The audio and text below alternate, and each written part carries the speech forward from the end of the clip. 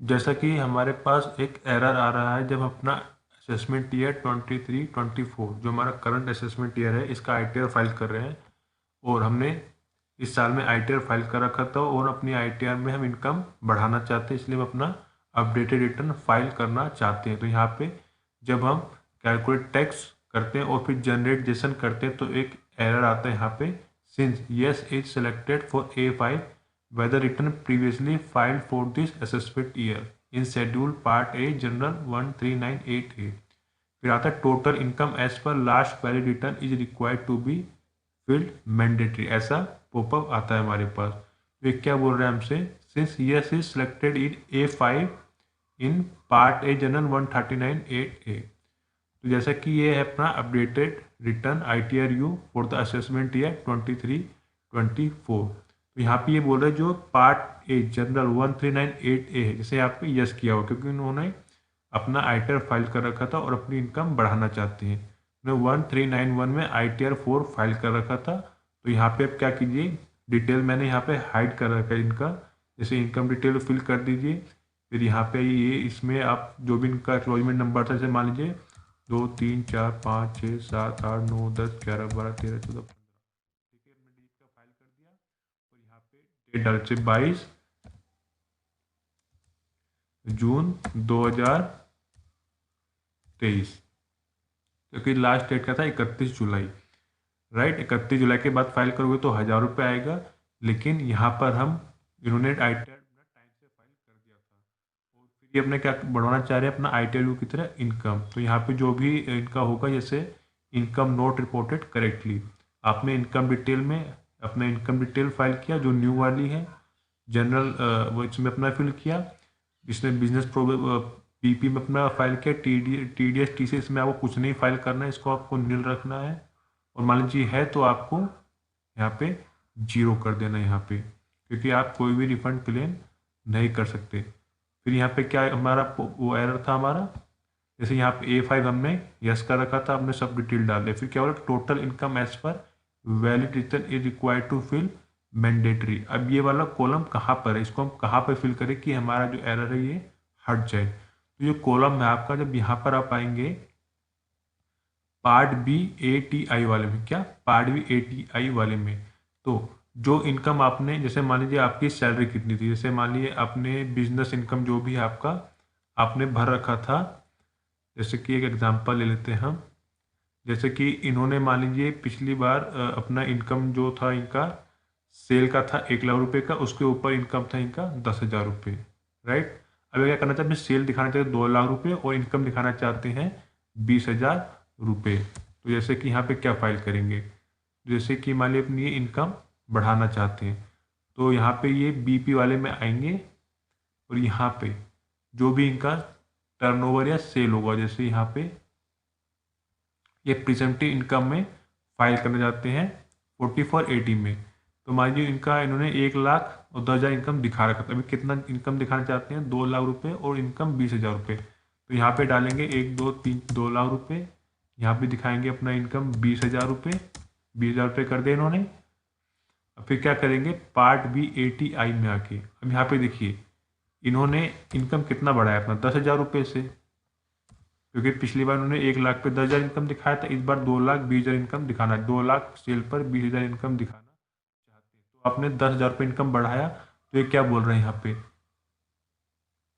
Head of income under which additional income is being return as per updated return. अगर आप जो भी income जितनी भी इनकम बढ़ाना चाहते हैं तो आप यहाँ पे बताएंगे, जैसे हमने 10,000 का भरा था, हम 10,000 से इनकम बढ़ाना चाहते हैं, तो यहाँ पे आप 10,000 रुपये यहाँ पे आप लिख देना, क्योंकि हमने पिछली बार 10,000 दिखा रखे और यहाँ पर ये 20,000 रुपये वो अपने आप यहाँ पर आ जाएगा, क्या यहाँ पे अपने आप वो 20,000 आ जाएगा।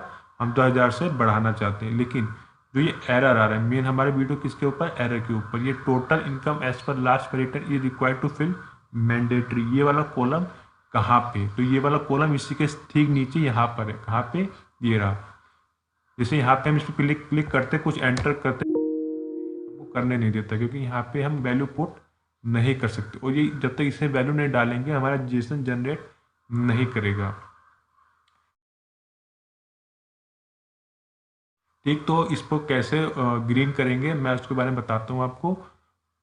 तो आइए मैं ओरिजिनल जो मैंने इनका रिटर्न फाइल कर रखा है मैं उस पर प्रैक्टिकल आपको दिखाता हूँ। मैंने सारा कुछ फाइल किया हुआ है। यहाँ पे वैल्यू कैसे डालेंगे, यहाँ पे 10,000 डालेंगे तो अपने आप राइट हो जाएगा। तो ये 10,000 रुपये कैसे आएगा, तो मैं कुछ आप एक काम कीजिए, मैं आपसे कुछ इनकी जो डिटेल्स है ओरिजिनल रिटर्न में वो हाइड करूँगा आपसे, लेकिन यहाँ पे ये ग्रीन कैसे होगा ये मैं आपको बताता हूँ मैं आपको।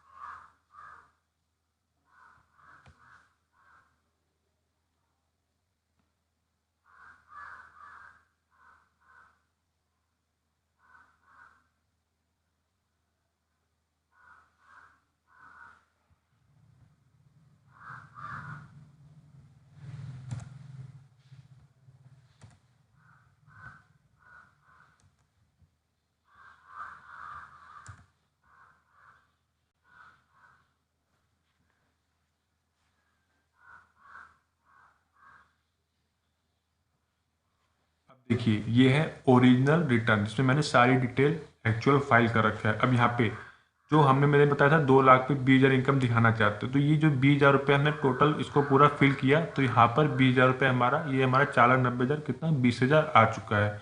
और जैसे मैंने बताया कि हमने 10,000 इनकम बढ़ाया पिछली बार से, तो यहाँ पे मान लीजिए हमारा 10,000 रुपये। अब जैसा कि प्रॉब्लम आ रही है कि यहाँ जैसा जनरेट कर रहे हैं तो ये वाला पॉपअप आ जा रहा है बार बार, ये वाला पॉपअप हमारा आ जा रहा है, total income as per valid return is required to fill mandatory. और यहाँ पे हम जब देखते तो यहाँ पे अमाउंट हम डाल ही नहीं, तो आप कुछ मत कीजिए। अब सबसे पहले अपने इसको एक्सेल को आप सेव कीजिए, इसको कट कीजिए ऐसे, और इसको आप सेव कीजिए ऐसे। सेव कर दिया, इसको आप कट कर दिए पूरी तरह से, जैसे आपने इसको आपने पूरी तरह से कट कर दिया। अब अपने लैपटॉप को आप शट डाउन कीजिए और फिर इससे इसको ओपन कीजिए, इसको ओपन कीजिए। उसके बाद फिर से आप वहीं पर जाइए, इस एक्सेल फाइल को आप ओपन कीजिए।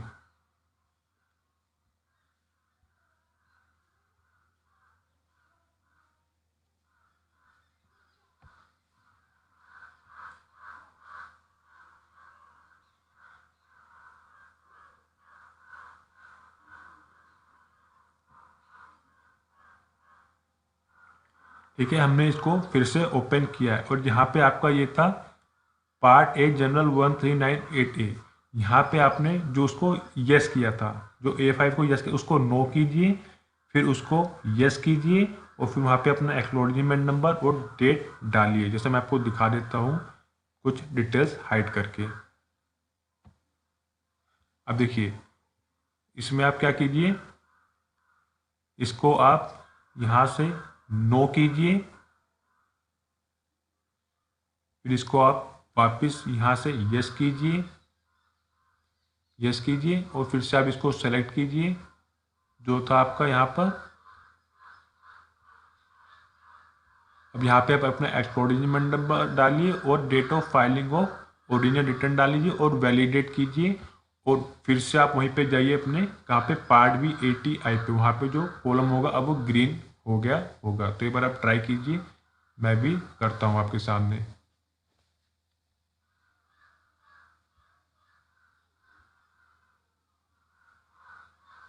और जैसा कि आप देख पा रहे हैं इन्होंने रिटर्न में फाइल किया था 1391 ऑन और बिफोर ड्यू डेट, ऑन और बिफोर ड्यू डेट अपना रिटर्न फाइल किया था।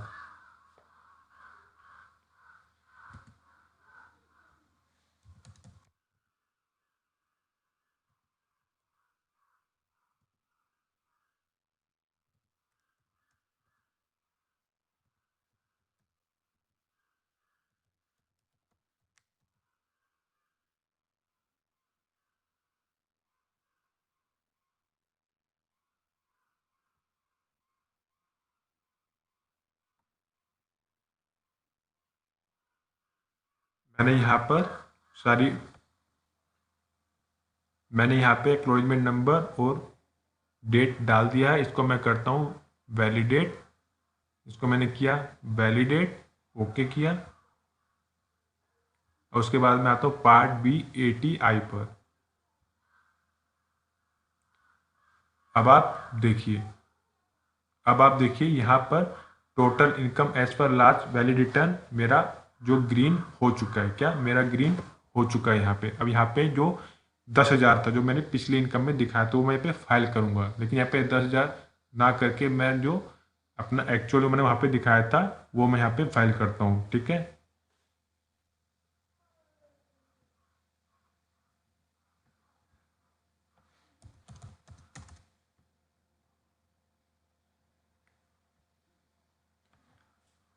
मैंने अपना जो भी इनकम था यहाँ पे फाइल कर दिया। अब मैं इसको वैलिडेट करता हूँ।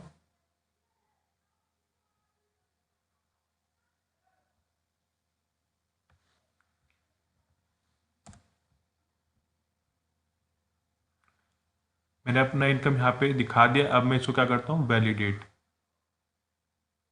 अभी हम एक पॉपअप आया, net amount payable at as well number 11 should be more than zero to file ITR under section 139(8)(a) tax paid under section 40B at serial number 12 should be more than zero to file ITR under section 139(8)(a। अब मैं क्या करता हूँ, एक बार calculate tax करता हूँ और फिर यहाँ पर आता हूँ मैं, इसी पर हम फिर आते हैं।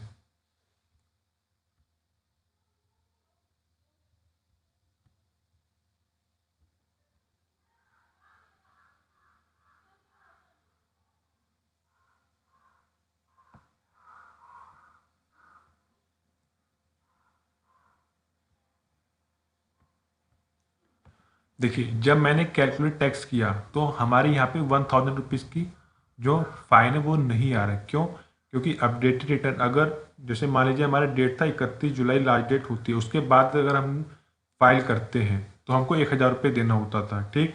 यहाँ पे हमने क्या 31 जुलाई से पहले फाइल कर दिया था। मान लीजिए उन्होंने फाइल किया था अगस्त में, तो यहाँ पे मेरा 1,000 रुपये का फाइन यहाँ पे अपने आप कैलकुलेट टैक्स करते टाइम आ जाता। लेकिन यहाँ पे क्यों नहीं आ रहा? क्योंकि उन्होंने अपना 31 जुलाई 2023 यानी मैं ड्यू डेट से पहले फाइल कर दिया था, राइट।